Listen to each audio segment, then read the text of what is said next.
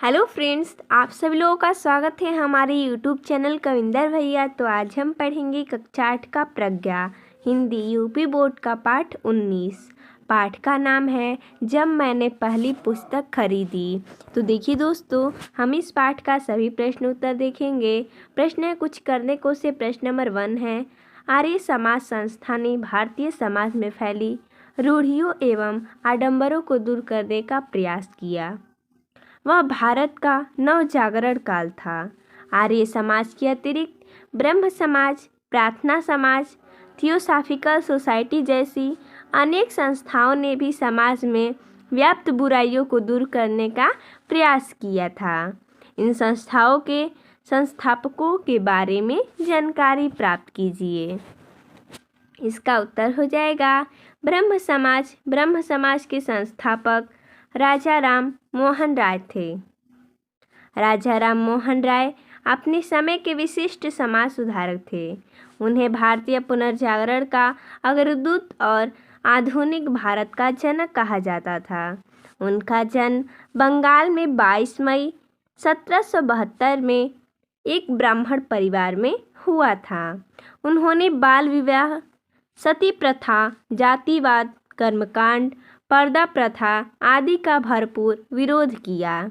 राजा राम मोहन राय ने ब्रह्ममैनिकल, मैगनीज, संवाद, कौमुदी, मिरात उल अखबार, बंगदूत जैसे स्तरीय पत्रों का संपादन प्रकाशन भी किया। 27 सितंबर 1833 को इनका देहांत हो गया था। दूसरा है प्रार्थना समाज। प्रार्थना समाज के संस्थापक आत्माराम पांडुरंगा तथा केशव चंद्र सेन थे। आत्माराम का जन्म 1823 ईस्वी में हुआ था। वे एक चिकित्सक तथा समाज सुधारक थे। वे मुंबई प्राकृतिक इतिहास सोसाइटी के संस्थापकों में से एक थे। उनकी मृत्यु 1898 ईस्वी में हुई थी। केशव चंद्र सेन का जन्म 19 नवंबर 1838 को कोलकाता में हुआ था।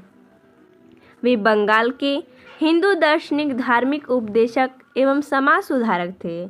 उनकी मृत्यु 8 जनवरी 1884 ईस्वी में हुई।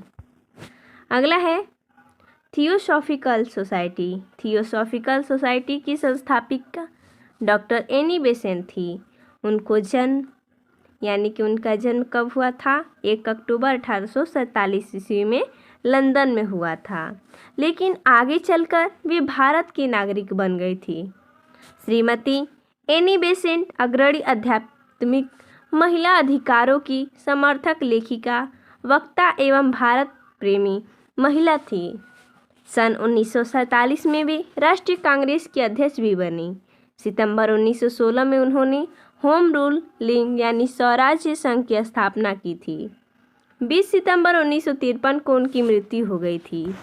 अगला प्रश्न है 2 नंबर, वर्तमान समय में प्रकाशित होने वाली किन्हीं 4 बाल पत्रिकाओं के नाम लिखिए। इसका उत्तर हो जाएगा चंपक, नंदन, सुमन, सौरभ, बाल भास्कर।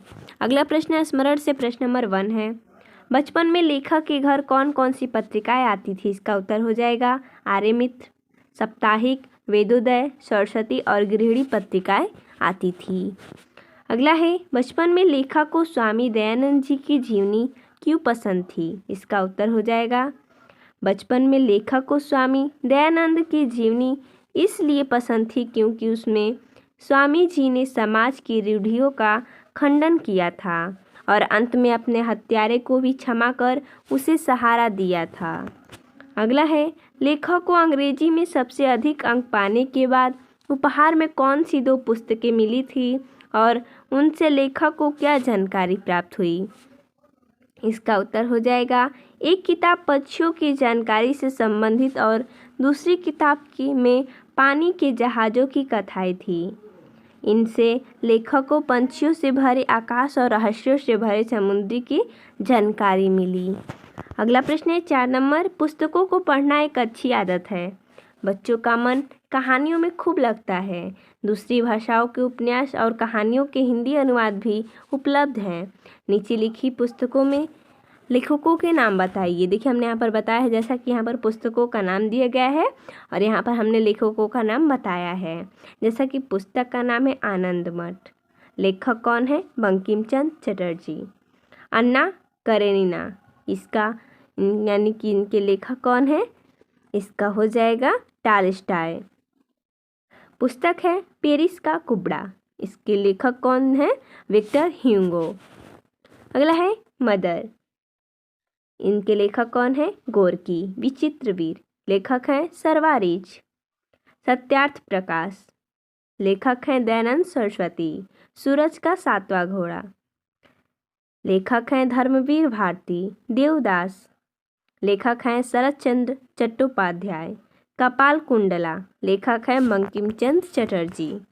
अगला प्रश्न 5 नंबर है, लेखक ने देवदास फिल्म क्यों नहीं देखी?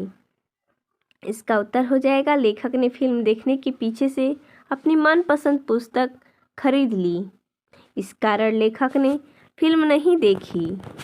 अगला प्रश्न आप स्वयं कीजिए। अगला प्रश्न है भाषा की बात से प्रश्न नंबर 1 है, वेदोदय तथा दुर्गेश शब्द क्रमशः वेद धन उदय तथा दुर्ग धन इस की संधि से बने हैं। इसमें अधन उ बराबर ओ तथा अधन ई बराबर ए हो गया है। इसी प्रकार निम्नलिखित शब्दों का संधि विच्छेद कीजिए। यहाँ देखिए हमें संधि विग्रह करना है। जैसा कि दिया है विरोचित, वीरधन उचित यानी कि विरोचित, तो हो जाएगा इसका वीरधन उचित। देवचित देवधन उचित। रमेश रमाधन ईस। सुरेश सूरधन ईस। अगला प्रश्न है 2 नंबर, इस पाठ में library, east India, theatre, picture आदि अंग्रेजी के शब्द आए हैं। इनके लिए प्रयुक्त होने वाले हिंदी शब्दों को लिखिए। जैसा कि अंग्रेजी शब्द क्या है? Library, theatre, India, picture. इनका हमें हिंदी लिखना है। जैसा कि लाइब्रेरी का हो जाएगा पुस्तकालय, थिएटर का रंगशाला, इंडिया का भारत, पिक्चर का चलचित्र। अगला प्रश्न है 3 नंबर, नीचे कुछ वाक्य दिए गए हैं, इनमें साधारण, संयुक्त तथा मिश्र तीनों प्रकार के वाक्य हैं। उन्हें पहचान कर वाक्यों के सामने लिखिए। तो देखिए वाक्य दिया गया है, मेरे पिता आर्य समाज रानी मंडी के प्रधान थे और माँ ने स्त्री शिक्षा के लिए आदर्श कन्या पाठशाला की स्थापना की थी। ये क्या है? संयुक्त वाक्य है। अगला है, माँ स्कूली पढ़ाई पर जोर देती थी। ये क्या है? साधारण वाक्य है। जल्दी जल्दी घर लौट आया और 2 रुपये में से 1 रुपया 6 आना माँ के हाथ में रख दिए। ये क्या है? संयुक्त वाक्य है।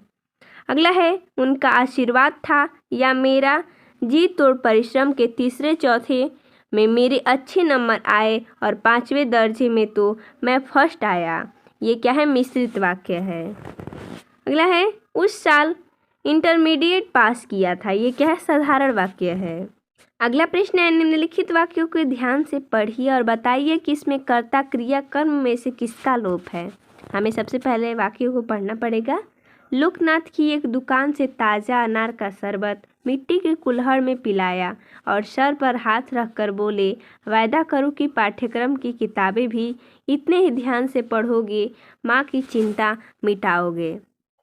तो देखिए जैसा कि पिताजी ने, ये क्या है? कर्ता है। लोकनाथ की दुकान से ताज़ा अनार का शरबत मिट्टी के कुल्हड़ में, यानी कि मुझे क्या है? कर्म अप्रत्यक्ष है। पिलाया और सर पर हाथ रखकर बोले तुम, ये क्या है? कर्ता।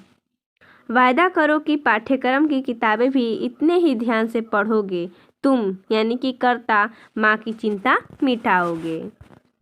तो देखिए दोस्तों, इसमें इतना ही प्रश्न दिया था। तो मिलते हैं नेक्स्ट वीडियो में, तब तक के लिए धन्यवाद दोस्तों।